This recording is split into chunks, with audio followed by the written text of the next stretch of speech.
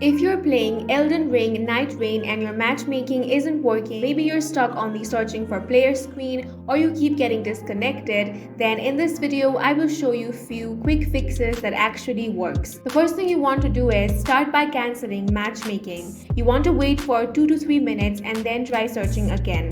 It sounds basic, but sometimes it helps refresh the connection with From Software servers. Next thing you want to do is don't play as a team of 2. If you're playing with a friend, have them leave the team and try matchmaking solo. In most cases, you'll match instantly on your own. However, if you still want to play with your friend, then both players should set the same password in the system settings. Go to settings, then head over to network, turn off cross-region play for both players, then start matchmaking again using the shared password. This should allow you and your friend to connect without issues.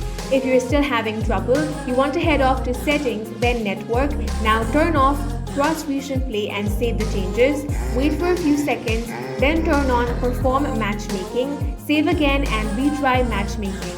If none of these tips work, the issue is likely a bug on the developer's end and they're currently working on a hotfix. For now, you can try these fixes, and that's it for this video. If you found it useful, make sure to hit the like button and subscribe for more videos like this.